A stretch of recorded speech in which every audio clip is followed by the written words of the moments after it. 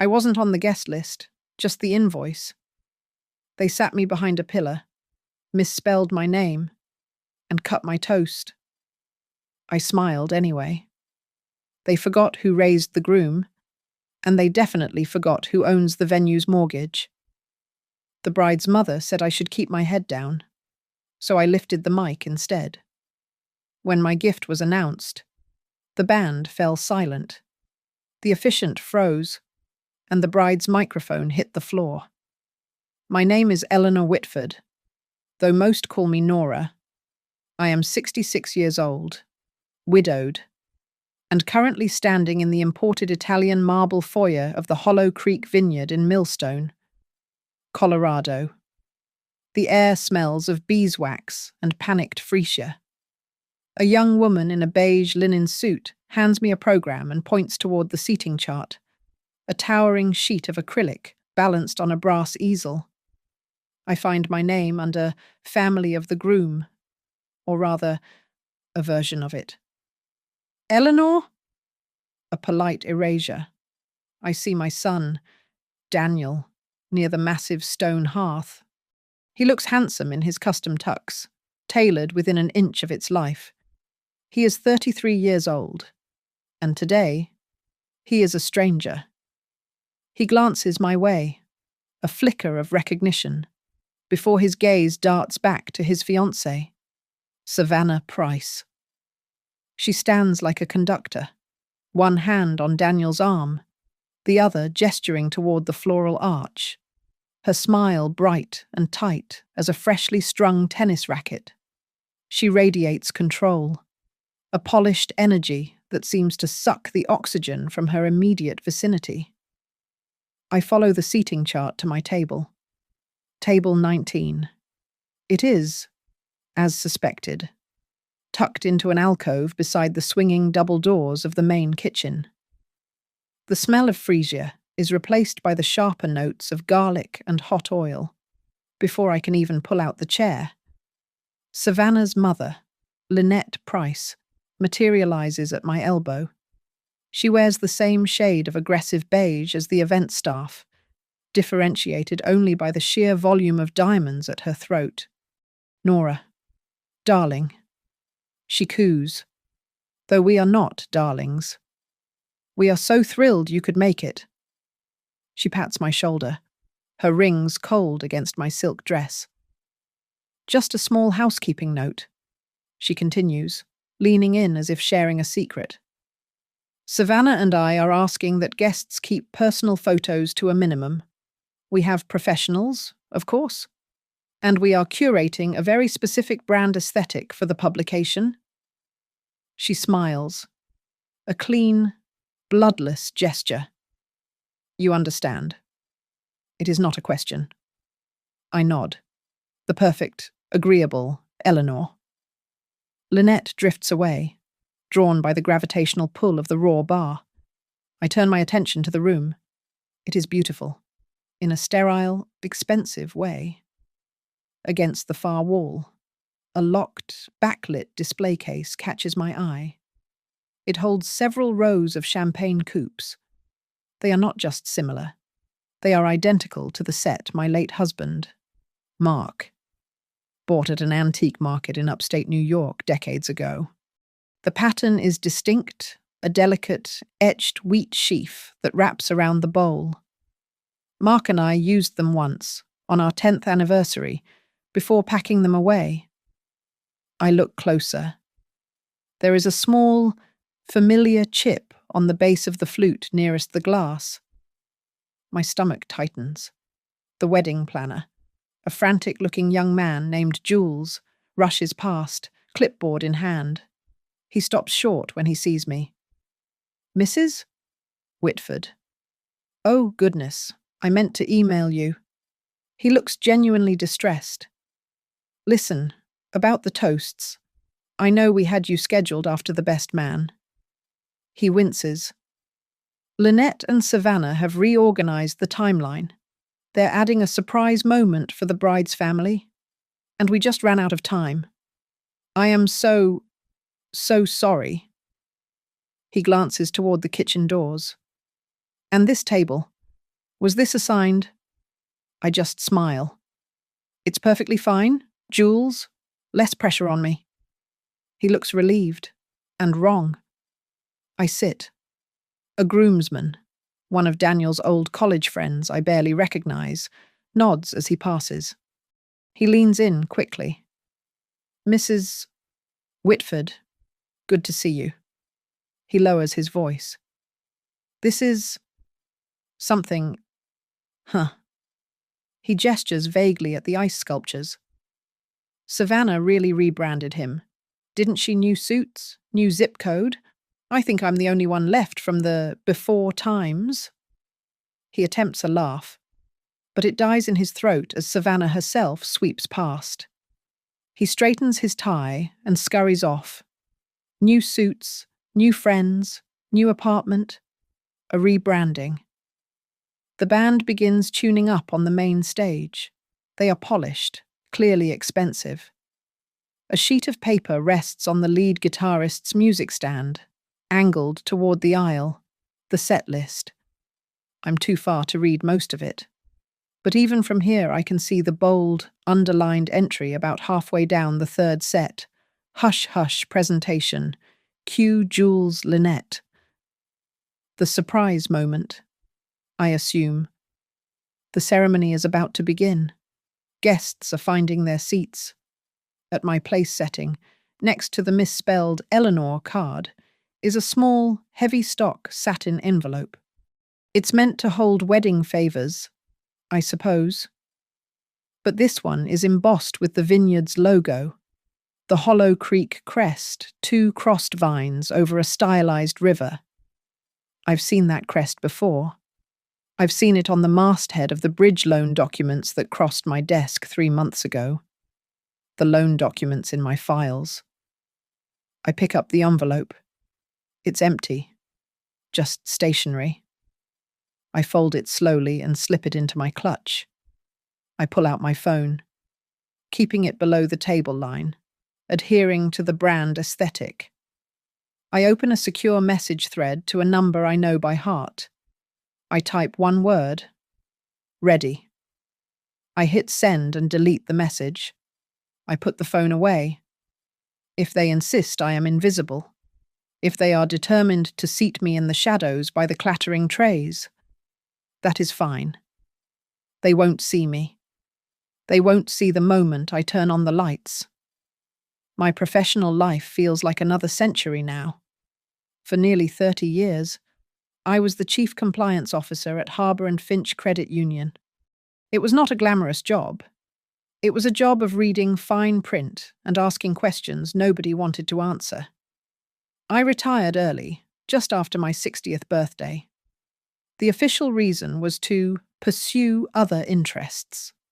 The real reason was that I had just spent 18 months untangling a sophisticated internal fraud ring. It was messy, quiet work that saved the pensions of about 4,000 people. There was no press conference, just a heavy bonus check and a handshake from the board. I was lauded quietly, never loudly. I preferred it that way. That quiet life was a luxury. The life before it was noise and exhaustion. My husband, Mark, died on a winter job site when Daniel was 7, a scaffolding collapse. One moment I was a wife. The next, I was a single mother with a mortgage and a son who still needed snow boots. I learned to run on thermos coffee and 4 hours of sleep. I took a second mortgage on the house. I worked my day job at the credit union, did bookkeeping for 2 local restaurants at night, and proofread legal documents on weekends. 3 jobs. I did it so Daniel would not feel the absence of Mark's paycheck, even if he felt the absence of his father. And Daniel thrived. He was smart, driven. He got the scholarship to CU Boulder, then aced his LSATs, law school, a coveted spot in a downtown Denver corporate practice. He was building the life I had mortgaged mine for. I was so proud. And then he met Savannah. She was, and is, undeniably stunning, polished, quick, with a vocabulary that clicked like expensive shoes on a hardwood floor. The first dinner we had together, the three of us, was at a restaurant I could not pronounce. I had worn my best wool coat, the one I had found at a high-end thrift store. Savannah touched the lapel as we waited for the valet. "Oh, Nora," she said, laughing lightly. "I just love that. So wonderfully regional." She said it like a compliment, but her eyes scanned my coat like it was a health code violation. Daniel laughed, a little too quickly. I noticed my regional accent, something I had never thought about, suddenly felt thick in my mouth. After that, the invitations slimmed down, the downsizing of the mother. First, it was the brunches. Just a quick couples thing. "Mom." Then the holidays. Savannah's family has this huge tradition. "Mum, it's just easier if we go there. We'll do a separate Christmas. I promise." That separate Christmas became a brief coffee on December 27th. My text messages to Daniel, once filled with back-and-forth jokes, were now answered by shared calendar links from Savannah's account. I made a strategic decision.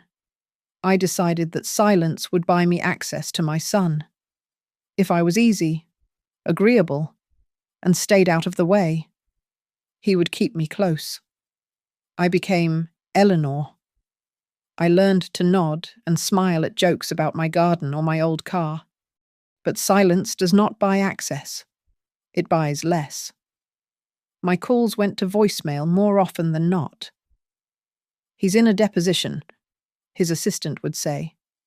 "He's in a strategy meeting." Savannah would text back. The breaking point was small, almost petty. For Daniel's 33rd birthday, I mailed him the silver cufflink box that had belonged to Mark. It was heavy, engraved with the Whitford crest. It was the only thing of value Mark's father had left him. A week later, I received a text. It came from Daniel's phone, but the language was not his. "Hi, Nora. Thanks for the box.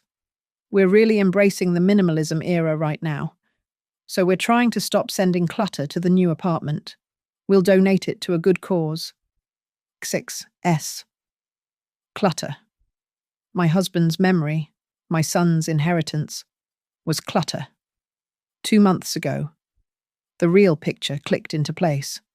A florist, one of the vendors for this wedding, accidentally copied me on an invoice email. Perhaps they saw Whitford and assumed I was the one paying. I saw the line item for atmospheric florals ballroom only. The total budget, outlined at the bottom of the invoice, was staggering. It was enough to clear my remaining mortgage twice over. I stared at that number. All those years I worked 3 jobs so he could have the best.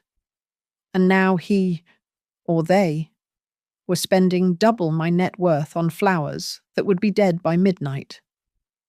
The sadness was cold, but something else kicked in beneath it. The old habit. The compliance officer. When something does not add up, you observe the patterns. Then, very quietly, you pull the threads. I started with the venue. Hollow Creek Vineyard. It was beautiful, exclusive, and, I suspected, extremely expensive. A little digging in public records, a few calls to old colleagues in commercial lending. It was not hard to find. The vineyard was leveraged to the hilt. It was surviving on a high-interest bridge loan, a variable rate, a massive balloon payment due in 60 days. They were one missed covenant, one bad review, one dip in revenue away from default. I read the loan documents 3 times. I knew the fine print better than the owners did, and I knew exactly where the pressure points were. My compliance training never really switched off. It just went dormant. That florist's invoice woke it up. I started with Savannah's career. She claimed to run a boutique investment firm, Skygate and Company. I spent a Saturday morning checking SEC registrations, FINRA databases, and basic state business filings. There was no Skygate and Company registered in Colorado, not in Delaware, not in any state. I found its Instagram page all stock photos of skyscrapers and motivational quotes. The address listed on its slick, minimal website was a co-working space in Cherry Creek that rented mailboxes by the hour. It was an Instagram brand pretending to be a business. If her business was a fabrication, I wondered what else was. I ran a standard background check, the kind we used for senior hires at the credit union. I used her full name, Savannah Price. The report came back thin, too thin, almost scrubbed. I tried a variation, searching public records using her mother's name, Lynette Price. An old business registration popped up, Price and Quill Events. It was dissolved. The reason, significant unpaid state tax liens. Quill. That name stuck in my throat. I ran a new search. Savannah Quill. The hit was immediate. A public record from Hills County, just south of Denver. A marriage license, filed in 2019. The parties Savannah M., Quill, and an Everett Loom. I searched for a dissolution, a divorce decree. There was nothing. No filing. No separation. No case number. According to the state of Colorado, my son's fiancée was already married. This was no longer a matter of bad taste or thrift store coats. This was fraud. I hired a professional, someone I had used at Harbour and Finch for sensitive executive vetting. Her name was Maya Rudd. She was discreet, digital, and understood the difference between suspicion and evidence. I gave her the marriage license and the Skygate website. Map her, I said. Where does the money come from? And where does it go? Maya was fast. Within 48 hours, she had a trail. Savannah didn't have clients. She had advisors who paid her fees for portfolio showcases. These showcases were staged events, paid for by the advisors themselves, designed to generate social media content. It was a loop of smoke. Maya also found Savannah's personal Pinterest boards, and there, on a board titled Dream Wedding, was a picture of the champagne coupes. My champagne coupes. The caption read, "Found the perfect vintage set. True heirlooms." While Maya tracked Savannah, I focused on the vineyard, Hollow Creek. I already knew about the bridge loan. I pulled the full file again, this time not as a curious mother-in-law, but as the lender. The lender of record was a shell LLC named Pine Table Holdings. I own Pine Table Holdings. I had created it after my retirement, using the fraud ring bonus check. It was an anonymous vehicle I used to issue low-interest, character-based loans to local businesses in the Millstone area that were struggling during the pandemic, but were too small or too new for traditional banks. I had saved 3 bakeries, a hardware store, and this vineyard. The owner, a man named Teddy Marin, had no idea his silent partner was a 66-year-old widow who liked gardening. He just knew he owed a balloon payment he was struggling to meet. I called Teddy Marin, not as Nora, but as the representative for Pine Table. I told him we needed to review the covenant compliance for his upcoming payment. He was terrified. "Please," he said, his voice strained. "The wedding this weekend, the Price wedding. It's a huge payout. It will cover most of it. I swear." I let him talk. He was desperate. The bride, Savannah, she's been very particular, demanding. Particular how? Teddy, I asked. She insisted on using her own AV team for part of the reception, to run a surprise slideshow. insisted I give them a private, hard-line feed, and she specifically requested a presentation cue be added to the band's set list. It's all very hush-hush. A surprise slideshow. The same surprise moment that had bumped my toast. I hung up with Teddy. My phone buzzed almost immediately. It was Maya. Got something else. Her message read, Savannah worked at Rallin and Wade, a boutique fund. Before she started Skygate, she left abruptly. I found a sealed arbitration filing. A non-compete violation. She had apparently tried to poach their client list using their proprietary data. The case was pending. Rallin and Wade were playing hardball. I sat at my kitchen table and looked at the pieces.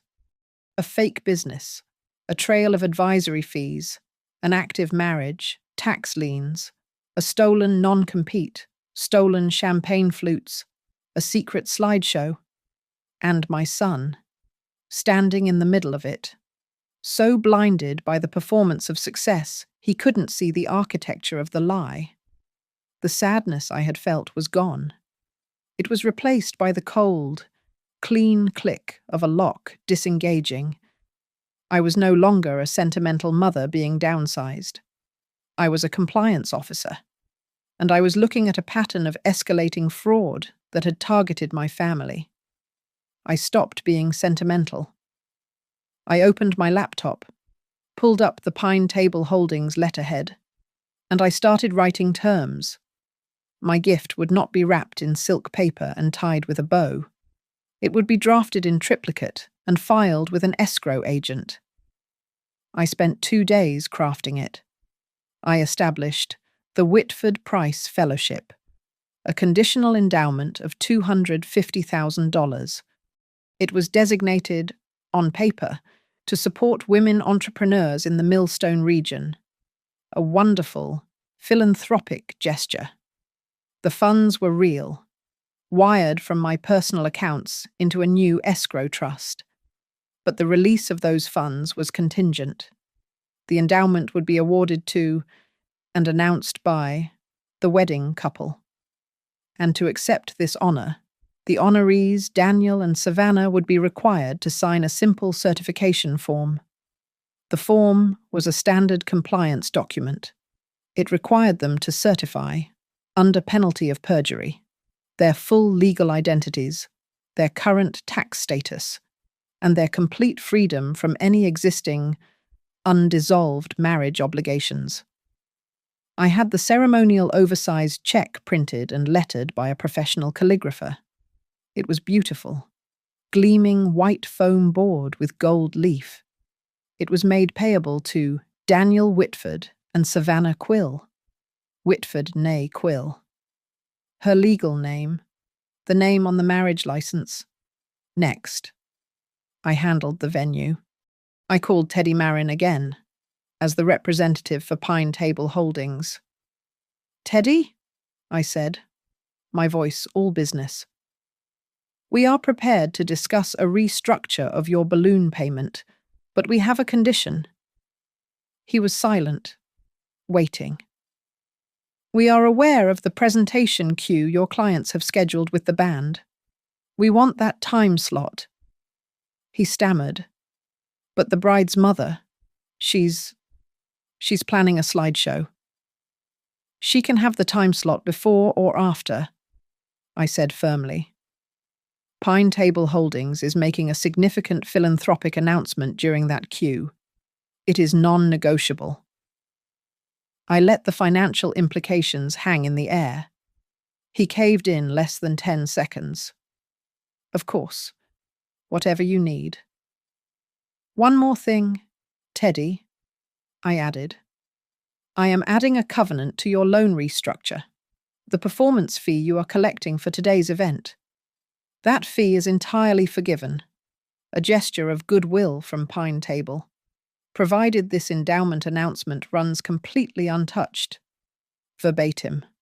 With our supplied audio-visual materials, if anyone cuts the mic, stops the feed, or interferes, the full fee becomes due, plus penalties. Do you understand?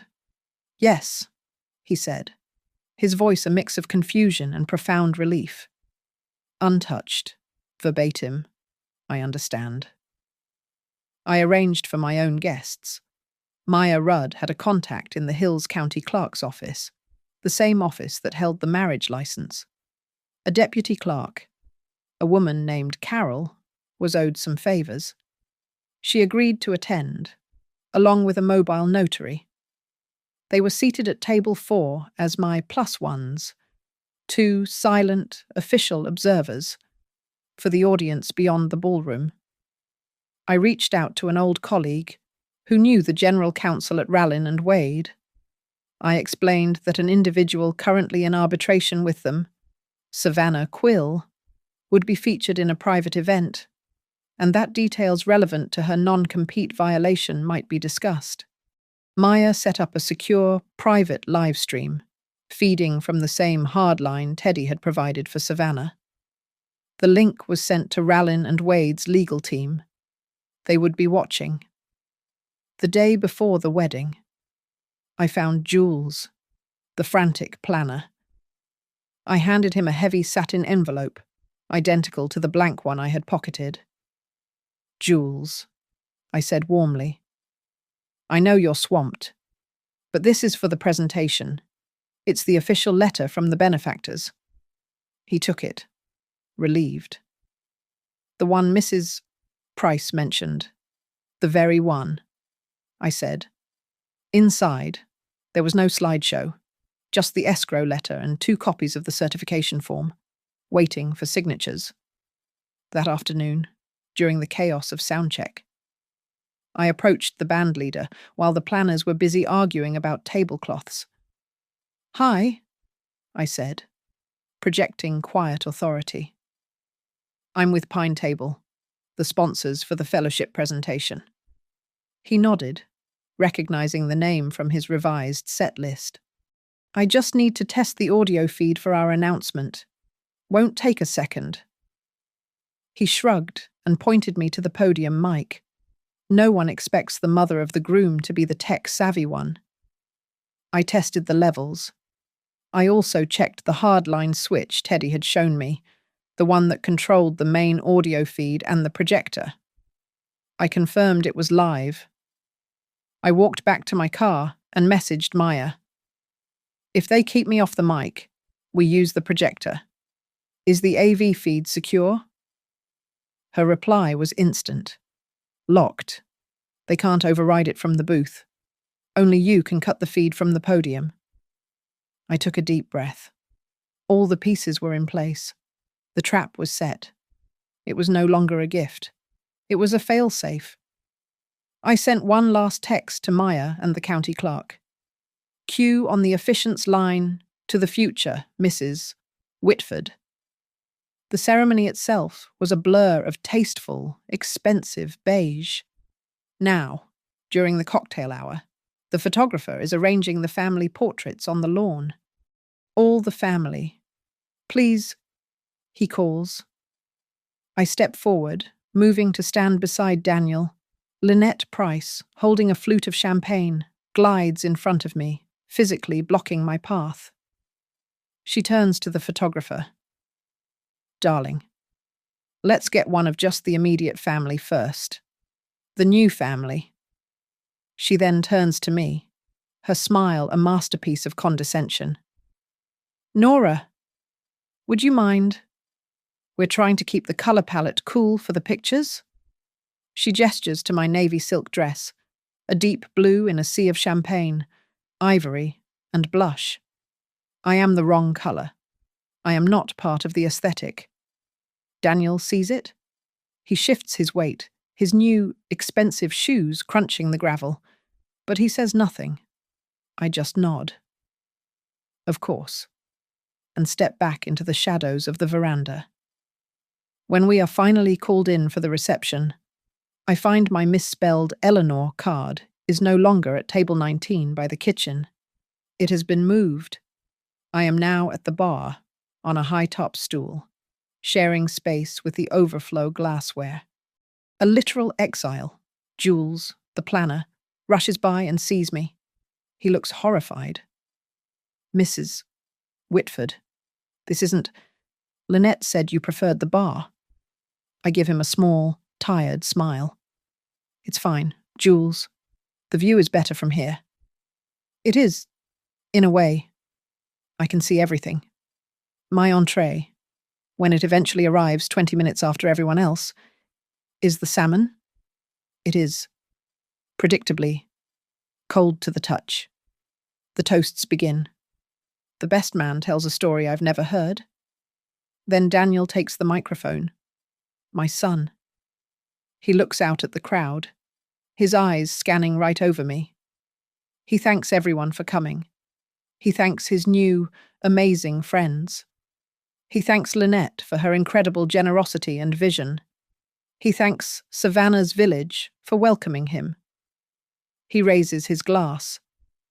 To my beautiful bride. He never mentions my name. He never mentions his father. It is as if he was born at age 25, fully formed, just in time to meet her. The room erupts in applause. I applaud first. I applaud the loudest. My hands sting slightly from the force.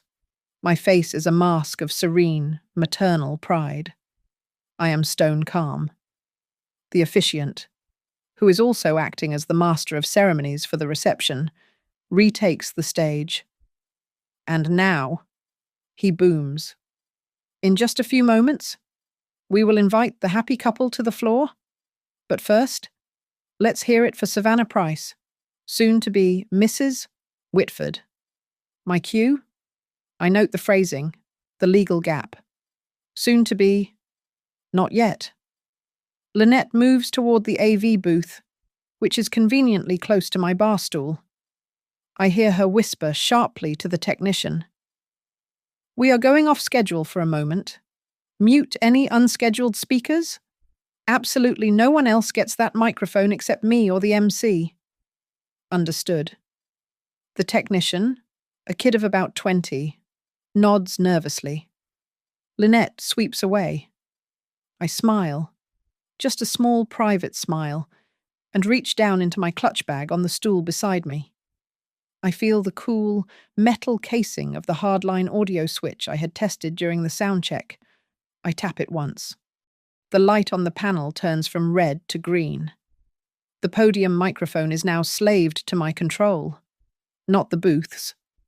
A bridesmaid, a young woman named Jenna, who I recognize from one of Daniel's old college photos, slides onto the stool next to me. She looks upset. Mrs.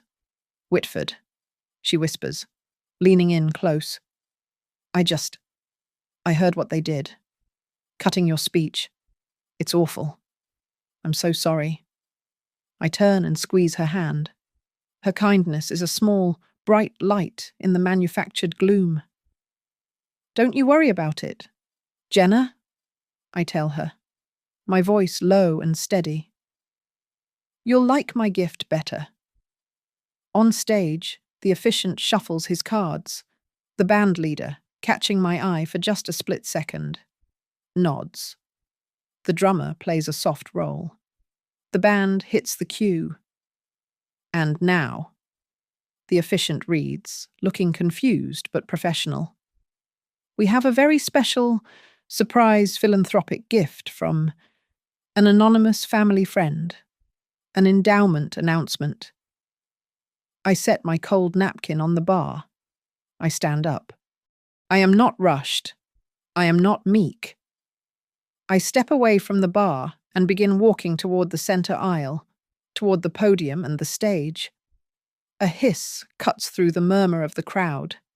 It's Lynette. She is halfway across the dance floor. Sit, she mouths at me, her face pale with rage. Sit. Down. I keep walking. I pass Daniel's table. He sees me. His eyes widen, a flash of panic, then shame. He knows what this is. He knows I am breaking the script. Mom, please, he mouths. His hands are flat on the white linen. I meet his gaze. I do not smile. I nod once, a slow, deliberate motion, the way a judge nods before reading a verdict. I turn my eyes back to the podium. I have the floor. I reach the podium and tap the microphone. It is live. The spotlight, expecting the MC, finds me instead. In that same instant, per my arrangement with Teddy, two waiters wheel a large object covered in white linen from the wings. They place it beside me and remove the cloth. It is the oversized check. The spotlight hits the gold leaf calligraphy. Pay to the order of Daniel Whitford and Savannah Quill. Whitford, nay Quill? A ripple of confusion moves through the room. Quill. The officiant, standing near the stage, fumbles with his cue cards. At the head table, I see Savannah's smile freeze, her eyes fixed on the name. The drummer, halfway through a celebratory drum roll, stops, his sticks hovering over the snare. The silence in the room is sudden and heavy. I lean into the microphone, my voice perfectly calm and amplified.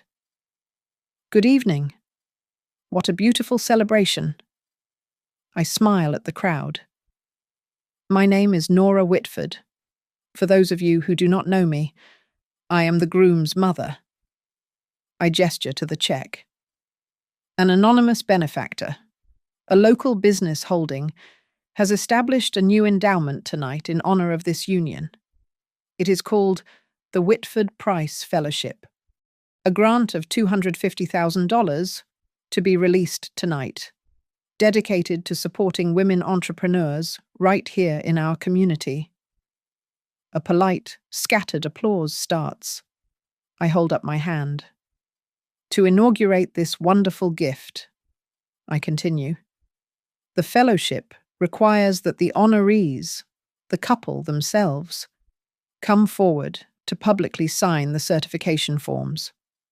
So, I would like to invite Daniel and Savannah up to the stage to accept this honor, certify the paperwork, and release these funds. I turn to the head table. Daniel looks frozen, a man trapped in amber. Savannah has not moved. Her knuckles are white on her champagne flute.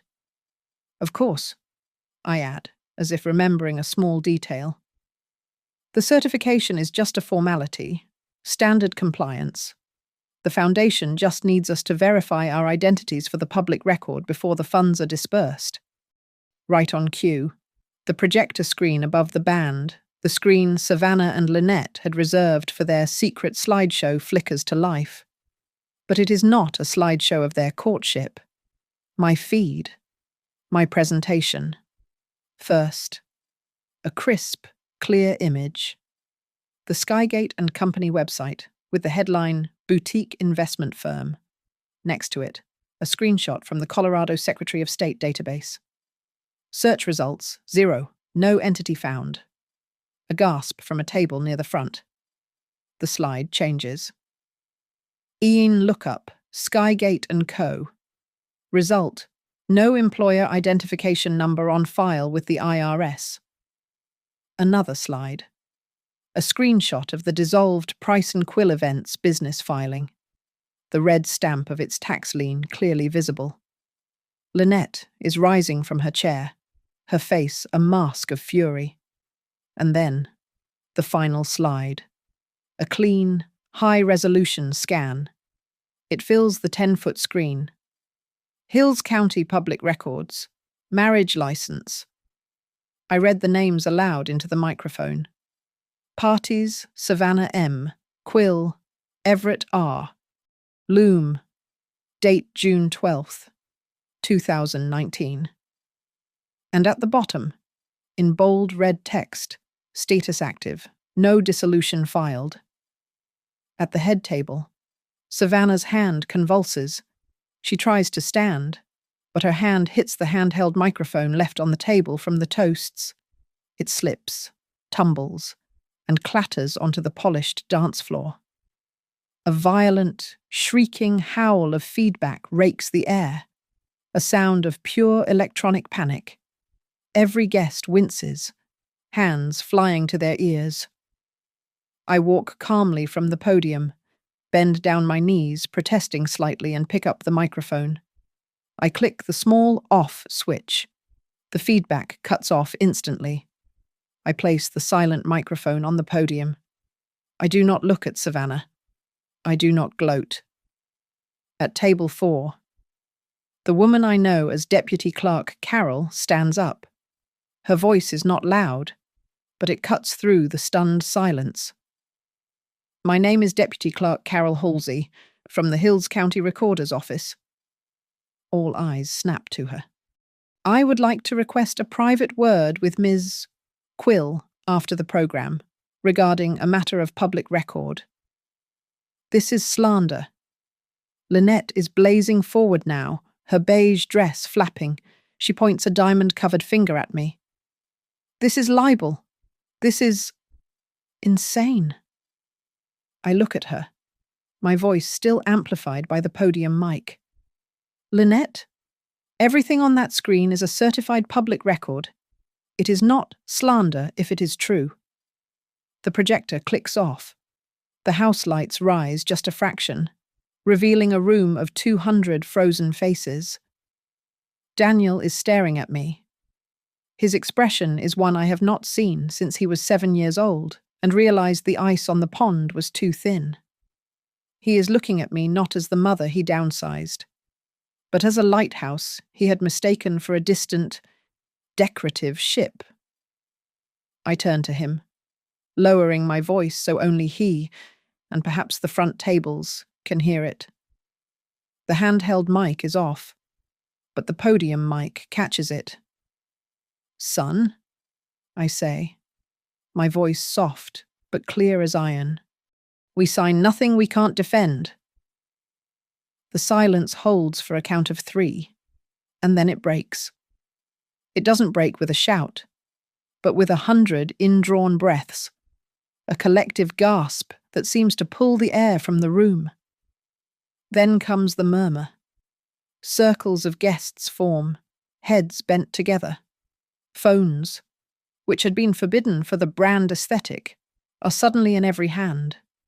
The blue-white light of screens illuminates shocked faces. I hear a man near the bar mutter, "He's right. Skygate and Company. It's a mailbox at a WeWork." Someone else says, "Price and Quill. Tax liens. My God." The digital truth spreads faster than any rumor, right on cue, as if the original script is trying to reassert itself. 2 waiters emerge from the kitchen doors. They are pushing a silver cart. On it, gleaming under the lights, is a pyramid of champagne coupes. My champagne coupes. Teddy, the owner, sees the cart and pales.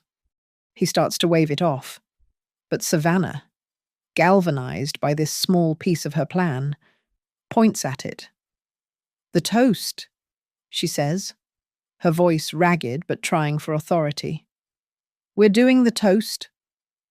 As the waiters begin to lift the tray, I step forward from the podium. I reach into my clutch and pull out a photograph, worn at the edges. It's Mark and me, 20 years ago, on our 10th anniversary.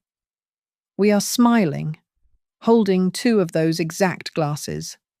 The etched wheat sheaf is unmistakable. I hold the photo up, not to the crowd, but to Teddy. "These are beautiful," I say, my voice carrying in the quiet room. "They look exactly like my family heirlooms, the ones that went missing from my storage unit 6 months ago." Teddy's eyes dart from the photo to Savannah. He knows he's trapped. She sourced them," he stammers, gesturing at Savannah. "She said she found a private dealer. She insisted we use these. She brought them herself." My phone vibrates in my clutch. I don't need to look. It's Maya. The text will contain the receipt she found a $100 transaction from the Price and Quill Events liquidation sale.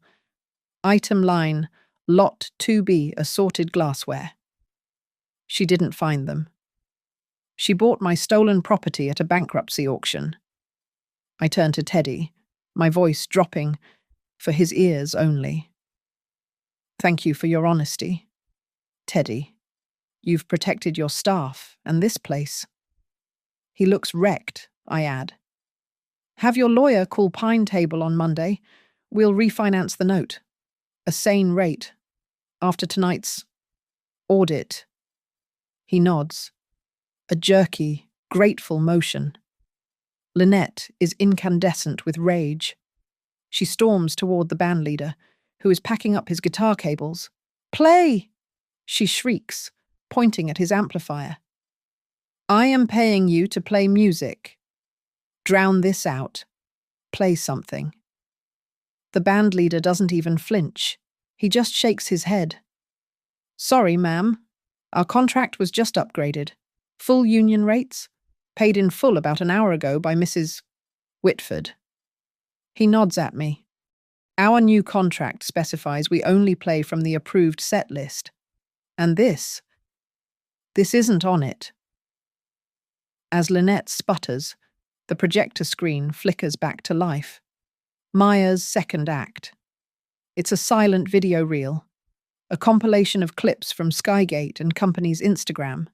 It's Savannah, in different rented boardrooms, pointing at charts. The audio is off, but the subtitles, pulled from the original videos, are damning. Pitching our Q3 assets under management. Our proprietary algorithm. Portfolio growth of 40%. All smoke. All lies. All backed by zero public filings. Near the floral arch, the officiant has his head together with the deputy clerk. She is speaking firmly, pointing at her phone and then at Savannah. The officiant looks green. He finally straightens up and nods, walking grimly back toward the podium. We will be pausing the ceremony, he announces, his voice cracking. Pending clarification of the legal matters presented. At the head table, Daniel is still staring at the empty space where the check was. His phone lights up on the table. He looks down. Even from here, I can see the preview of the text message. It's from a name he does not recognize. Everett Loom. The message is short. We need to talk. I have done what I came to do. The lights are on. I turn, leaving the microphone, leaving the check, and walk away from the center of the room. I slip out the side door into the cool Colorado night, onto the stone courtyard. I find a dark spot in the shadow of a vine-covered arbor, alone for the first time all night. The music has stopped. The only sounds are the frantic, muffled voices from inside and the chirping of crickets in the vineyard rows. I lean against the stone, steadying my breathing. My heart is not racing. It is slow and steady and heavy. I did not come here to humiliate a young woman. Not even this one. I came here to stop a fraud before it was irrevocably grafted onto my family tree. I came here to give my son the one thing Mark's death taught me. You can never get back the truth before it's too late. It was Teddy who found me in the courtyard. Mrs. Whitford, he said, his voice low. They're in the tasting room, the deputy clerk insisted. She asked for you. I followed him back inside, through a service corridor that bypassed the stunned ballroom. The tasting room was all dark wood and glass. The vertical blinds were half closed, slicing the ambient light and casting bars across the long oak table. We were a tableau of disaster, Daniel. Sitting at the head of the table, staring at the wood grain. Savannah, in her white dress, looking small and venomous. Lynette, standing rigid by the window, her arms crossed. And Deputy Clerk Carol Halsey, who sat opposite Daniel, a slim file open in front of her. Teddy lingered by the door, a reluctant warden. I took a seat at the far end of the table. Silence. Savannah spoke first, her voice a brittle attempt at control. This is a bureaucratic nightmare, a paperwork delay. I filed for the dissolution months ago. The county must have lost it. It's completely incompetent. Deputy Clerk Halsey didn't even look up from her file. She spoke with the practiced patience of someone who deals in facts. Ms. Quill, she said. I ran the Hills County docket myself before I came. There is no filing under your name. There is no filing under Mr. Loom's name. There are no pending actions. The license issued in 2019 is active. Your last official interaction with our office was a change of address notification you filed 7 months ago to your new apartment with Mr. Whitford. Savannah's face flushed. You can't prove. I placed my clutch on the table and pulled out 2 identical satin folders, the same ones from the presentation. I slid them onto the polished wood. This is folder A, I said, tapping the first one. It contains the signatory page for the endowment and a sworn affidavit of lawful capacity. You sign this, certifying you are legally free to marry. The $250,000 is released to the fellowship. We can try to salvage the evening. I tapped the second folder. And this is folder B. It is a full rescission of the endowment offer and a notice of findings, which will be shared with the fellowship's board. And, I added, looking at the clerk, with the county. Lynette lunged from the window, her hand snatching for folder A. Fine. She'll sign it. This is ridiculous. Just sign the stupid paper. Savannah. My hand covered the folder before she could take it. I slid it back toward me, just out of her reach. I looked directly at Savannah. Before you sign, be advised, I said, my voice as flat as the compliance reports I used to write, that the deputy clerk and the notary are both still here. Signing a false affidavit in their presence is not a social mistake. Perjury becomes a felony in public record. The word felony hung in the air. Daniel finally spoke. His voice was hoarse. He was not looking at me. He was looking at Savannah. Savannah? Who is Everett Loom, is he? Is he a cousin?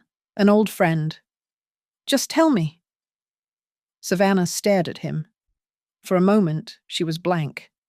Then she laughed. It was not a sound of humor. It was a high, thin, cracking sound, like glass breaking under pressure. It was too loud for the small room. The laugh shattered and died, leaving a terrible quiet in its wake. A sharp rap on the door made us all jump. It was Teddy. He looked panicked. Mrs. Price. The caterer.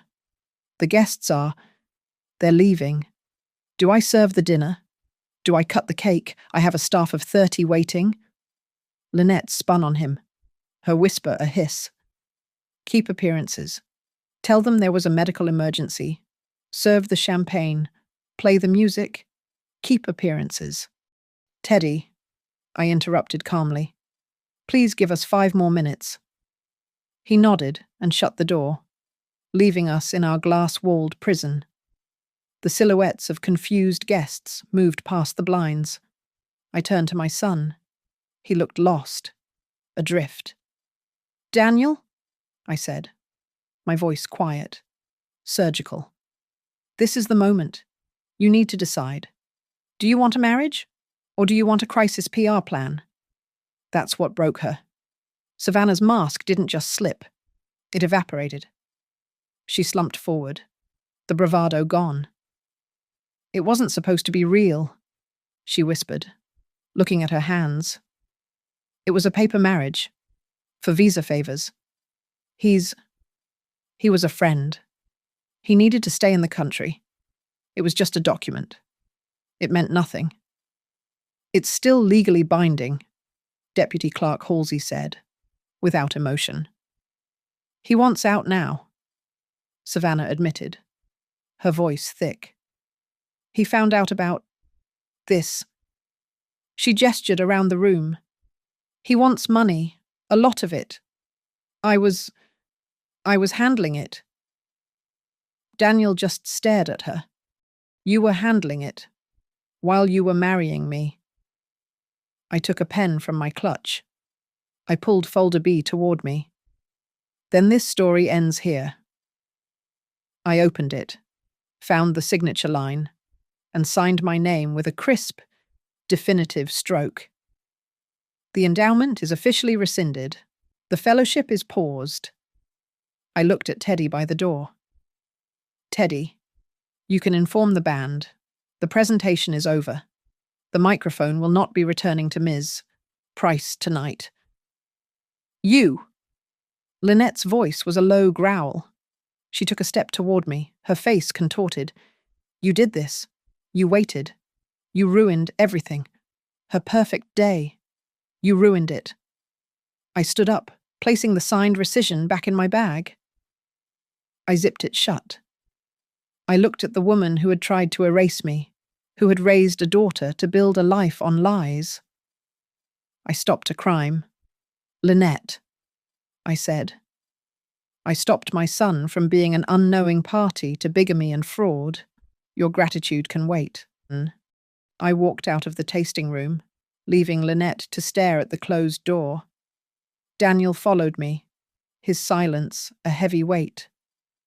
When we re-entered the ballroom, it was a changed landscape. The party was broken.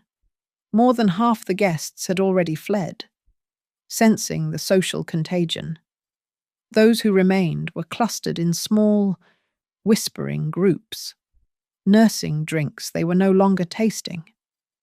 They were here for the fallout. The officiant, who looked like a man shipwrecked on his own stage, saw me. He hurried to the podium and tapped the live microphone. The thump, thump, cut through the morbid murmuring. Ladies and gentlemen, he said, his voice cracking. Thank you for your patience. By mutual agreement. He glanced at Daniel, who looked hollowed out. The formal ceremonies for this evening are concluded. He stopped, clearly adrift, a captain without a map. He looked directly at me. It was not a request. It was a plea. He was handing me the microphone, asking me to land the plane. I walked back to the podium. The remaining guests turned, their faces expectant. I took the microphone. The spotlight hit me, but the glare was gone. It was just a light. I would like to propose a toast, I said. My voice was even. It did not shake. Not the one that was scheduled. A better one. I picked up my own water glass from the bar, the one I had been assigned. A toast to the truth, I said. I let the words hang in the air. We are often told that love is all that matters, but love that cannot survive scrutiny isn't love. It is choreography. I looked around the room, at the expensive, dying flowers and the ice sculptures melting into puddles. We celebrate endings and new beginnings, but we often forget to celebrate the people who make these moments possible. Not the planners, but the workers. So I would like to toast the dishwashers in the back, who have been here since 10 a.m. I'd like to toast the servers, the drivers who brought the linens, and the florists who arranged these beautiful, complicated centerpieces. I'd like to toast the band, who played so wonderfully tonight. Something remarkable happened. The remaining guests, the ones who had stayed to watch the disaster, began to clap. It was not the polite, cued applause of a wedding. It was genuine, warm applause. The kitchen staff, who had been peering through the service doors, looked startled. It was the first honest moment of the entire evening. They, and their hard work, deserve our respect, I said. When the applause faded, I turned my attention. I looked at my son. He was standing about 10 feet away, a ghost at his own wedding. I was scheduled to give a toast tonight, a mother's toast. It was full of memories and hopes, but I find myself with only one thing left to say. I kept my eyes locked on his. My gift to my son is not an endowment. My gift to my son is freedom. The freedom to choose, with all the facts in the room. I did not say Savannah's name. I did not mention Everett Loom. I did not use the words bigamy, or fraud, or lies. I did not have to. The room understood. The truth was already present, sitting at every table. I placed the microphone back on its stand.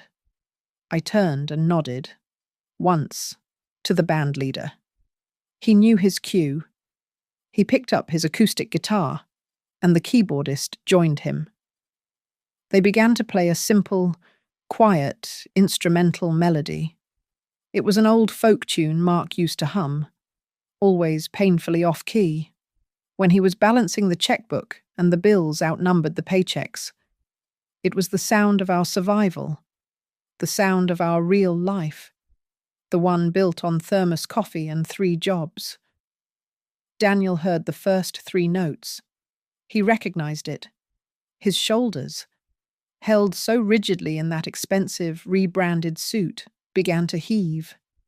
He didn't make a sound, but he finally, completely, broke. He covered his face with his hand, turning away from the few remaining witnesses. My clutch vibrated. I pulled out my phone. A text from Maya. Rallin and Wade, General Counsel, joined the private stream. They saw the Skygate presentation. They are very interested in her representations to them. They request a meeting Monday. The next domino was already falling. The main door of the ballroom opened. Deputy Clerk Halsey emerged, her face impassive. Her duty was done. Savannah followed. She was no longer a bride. She was just a woman in a very expensive, wrinkled dress. Her makeup streaked. Her eyes vacant. Lynette trailed just behind her, no longer shouting, but spitting quiet, furious words. Lawyers. Sue for damages. Defamation. You owe us. Donations owed. The heavy oak door swung shut, cutting off her voice. Teddy approached me at the bar, his face drawn with exhaustion. He quietly thanked me. The refinance stands. Teddy, I said, have your lawyer call Pine Table on Monday? Your jobs are safe? He nodded, his relief palpable. The band finished the song, shifting into something soft and nondescript, music for an emptying room. Daniel, having composed himself, walked over to me. His face was a ruin, but his eyes were clear for the first time in years. Mum, he said, his voice wrecked. Don't leave. Please. Stay. Stay until the last song. I looked at my son, this man I was just meeting again.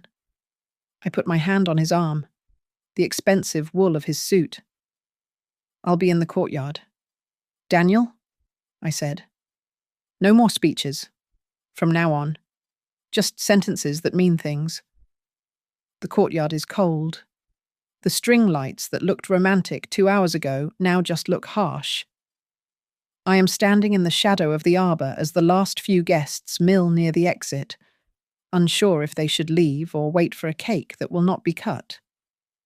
Daniel steps out of the ballroom. He is no longer wearing the boutonniere. The expensive white rose is gone, ripped from his lapel. He walks toward me, his shoulders slumped. You were by the kitchen, he says. His voice is raw. I saw them seat you by the kitchen doors. I saw the misspelled name. I just wait. He leans against the stone pillar opposite me. I knew, he whispers, the confession tearing out of him. Not all of it. Not the marriage. God. But I knew Skygate was thin. I knew the money was too fast. I knew she was lying about small things. About where she was.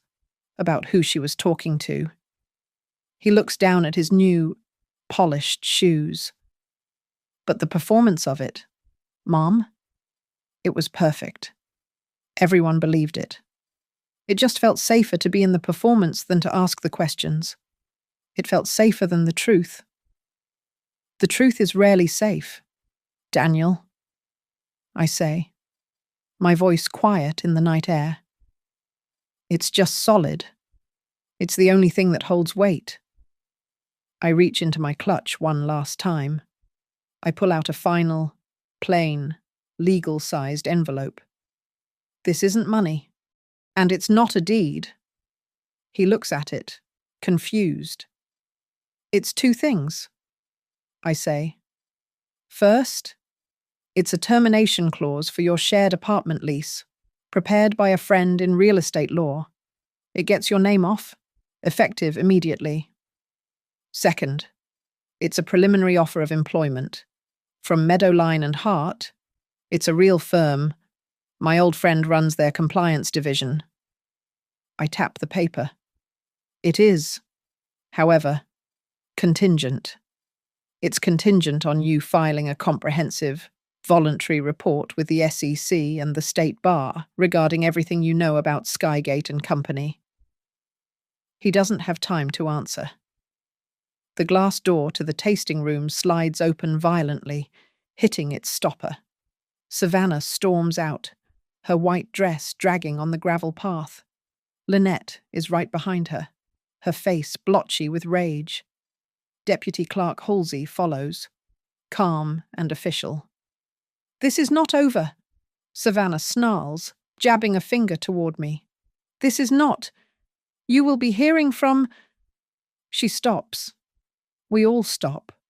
There is a man standing at the main gate of the courtyard, silhouetted against the lights of the parking lot. He is young, thin, and looks terrified. But he is here. Savannah. He calls out. Savannah freezes, a statue in white silk. Everett? She hisses. What are you doing here? You get away from here. Now.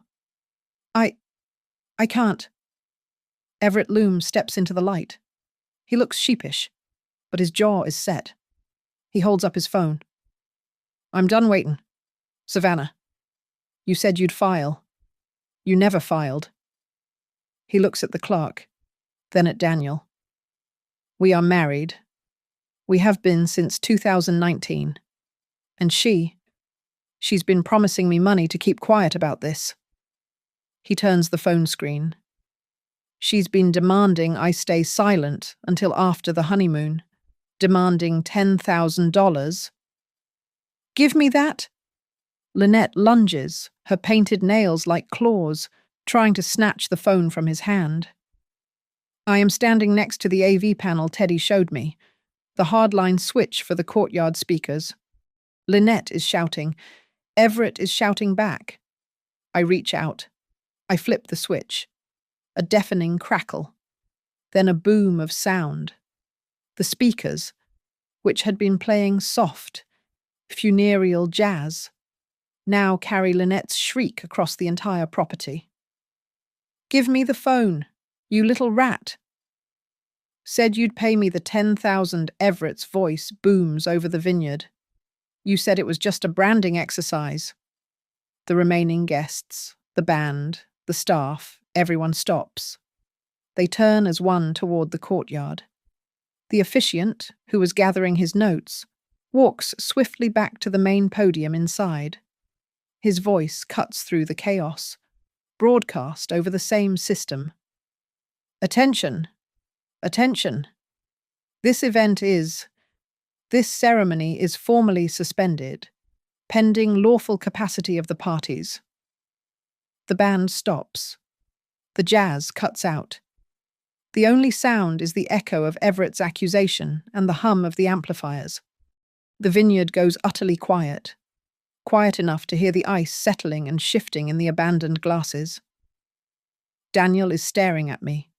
His face is pale, his eyes wide. He is looking for an answer, for me to tell him what to do. I don't beg him. I don't cry. I don't blink. I just hold his gaze. Choose what keeps you honest. Daniel. He holds my gaze for 1 second. 2. He breaks it. He turns to Savannah. His voice is not loud, but in the absolute silence, it carries, "It's over. Savannah. The wedding is off." Daniel.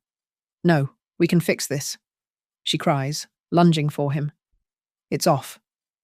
Deputy Clerk Halsey steps between them, efficient and unmoved. "Ms. Quill," she says, holding out a folded paper. "You are being served with a formal notice regarding the fraudulent application." Everett looks at the clerk, his hand shaking. "I'll file. First thing Monday morning. I'll file the dissolution and the report. I'm done lying." Daniel's phone, still on the courtyard table, buzzes. He taps the speaker. A crisp, unfamiliar voice fills the air. "Ms. Quill. This is General Counsel for Rallin and Wade. We have been observing this feed. We request your immediate surrender of all firm devices and data, pending litigation." Savannah makes a sound, a low, defeated wail. It is done. I reach over and flip the hardline switch. The speakers go dead. Silence, real silence, returns. I set the small, backup microphone I had been holding onto the AV panel. I look at Daniel. I reach into my clutch, past the envelopes, and pull out the small, heavy silver box. Mark's cufflinks, the ones Savannah had called clutter. I open the box. I hold it out to him. Without a word. He looks at the silver crests, gleaming in the moonlight. He closes his own hands over the box, taking it from me. He takes it with both hands, his fingers curling around the velvet, as if he is taking back his own name. The small crowd by the ballroom doors lets out a collective breath, a sigh that drifts across the grass. Savannah turns. Lynette grabs her arm. Their footsteps scrape away, fast, into the gravel of the parking lot, disappearing into the dark. Blackout. Thank you so much for listening to my story. I'd love to know where in the world you are tuning in from. Please share your thoughts in the comments below, and let's talk about it. Don't forget to subscribe to Grandma's Family Diary and like this video. If this story moved you, please consider supporting us further by hitting that hype button so more people can hear it.